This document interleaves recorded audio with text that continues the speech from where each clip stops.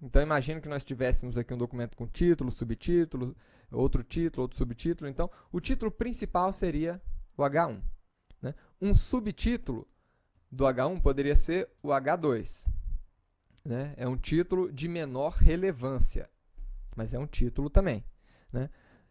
E o browser ele vai interpretar essas linhas que nós marcamos como sendo títulos do documento, né, com uma formatação diferente. Agora, essa formatação é uma formatação padrão do browser.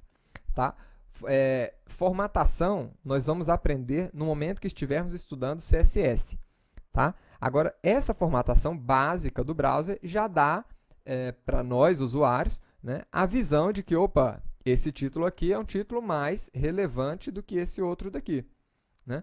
Nós poderíamos utilizar outras tags aqui. Como eu falei, nós temos a tag que vai da H1 até H6. E quanto menor, ou seja, H1 é mais relevante, H2 é menos relevante do que H1, né? H3 e assim por diante. Então, eu poderia colocar aqui uma tag H3, que é menos relevante do que a tag H2. Tá? Isso aqui são títulos e subtítulos dentro de um documento. Tá? O que é isso, então? Tá? Se isso aí não é necessariamente para a gente estilizar a nossa página, dar um visual diferente, então para que serve isso? Isso aqui é o que a gente chama de marcação semântica. Tá? No HTML, isso aqui, para quem está estudando XHTML, isso aqui é um dos principais conceitos da linguagem. Tá? Marcação semântica é um conceito fundamental na construção de sites, tá? Web Standards. O que significa ser Web Standard? Né? Significa que ele está aderente, né, ali às normas da web desenvolvidas pela W3C, que a gente vai estudar isso mais adiante. Tá? Mas a semântica, ela acompanha a gente durante toda a fase de criação e manutenção dos sites. Tá? O desenvolvedor ele deve estar preocupado com a semântica de marcação. Então, a semântica é a parte da linguística que estuda os significados das palavras. Tá? Traduzindo para XHTML. Tá? O que isso tem a ver com XHTML? Eu já ouvi isso em português, mas em HTML, o que significa isso, semântica? Semântica ela deve ser interpretada assim. Ela é a marcação semântica, né, que usa os elementos da linguagem aí HTML, XHTML, em conformidade com o significado dos seus elementos. Então, por exemplo, se isso daqui é um título, né, então eu vou utilizar a tag H1. Se isso aqui é um subtítulo, a tag H2. E isso aqui é um parágrafo. Então, nós temos uma tag para indicar para o browser que isso aqui se trata de um parágrafo. E essa é a tag do parágrafo, a tag P.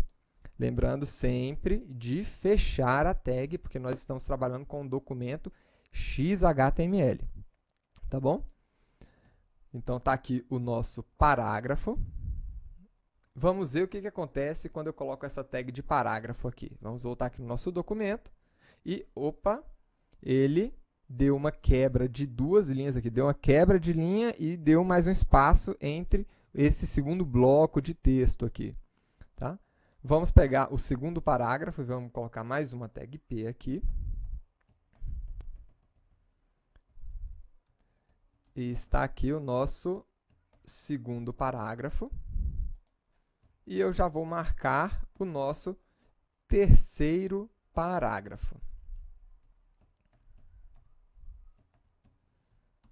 Então, esses aí são os nossos parágrafos. Estão aí, certo, pessoal?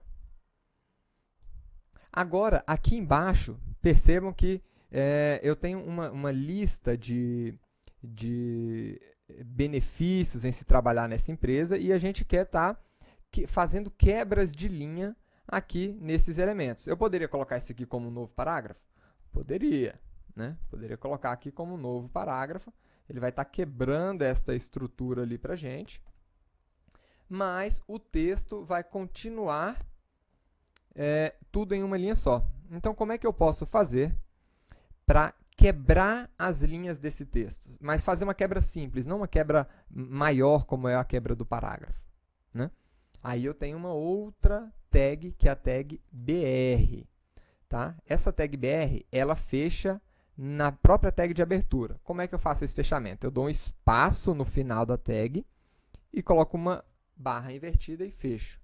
Tá bom? Isso aqui é errado. Eu não deixar um espaço é errado segundo as regras do XHTML. Então, é sempre com espaço, né? Então, quando eu coloco esta tag, ele força a quebra de linha aqui nesse texto. Então, vamos colocar algumas tags BRs aqui para a gente ver o resultado aqui no nosso código HTML. E aqui está. Então, ele quebrou a linha de cada uma, ele quebrou a linha exatamente nos lugares que nós queríamos aqui, né? E deixou exatamente da forma como a gente estava esperando. E agora, por último, nós temos aqui um texto aqui informando diretamente de Brasília, né? Nós podemos colocar mais um parágrafo, né, para indicar que isso aqui é mais um parágrafo. Eu poderia utilizar uma outra tag, mas vamos trabalhar só com parágrafo, cabeçalhos e quebras de linha por enquanto aqui, tá bom? E aqui está o nosso conteúdo HTML. Ele fez a quebra do parágrafo aqui. Nós podemos colocar quebras de linha aqui também, com a tag BR. E o resultado está aqui. Ótimo.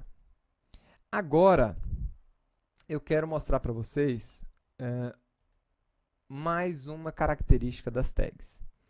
Até esse momento, nós só utilizamos tags, né, sem o que nós chamamos de atributos. Então, as tags elas podem ter atributos.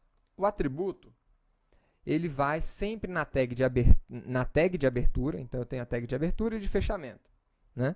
Então, o que nós vamos colocar aqui é um atributo, por exemplo, align.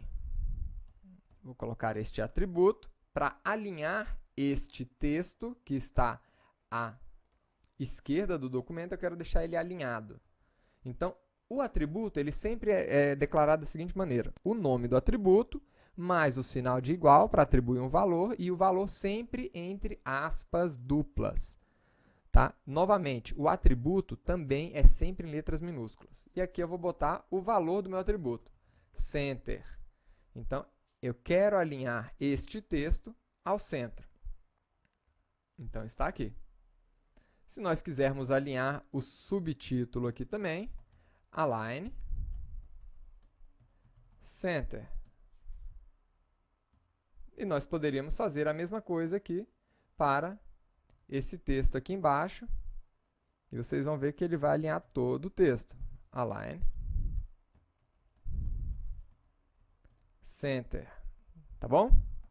Então, esta foi a aula de hoje, né? A aula de parágrafos e cabeçalhos.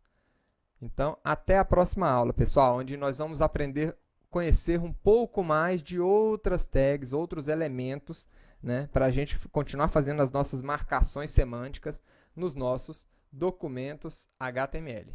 Até lá!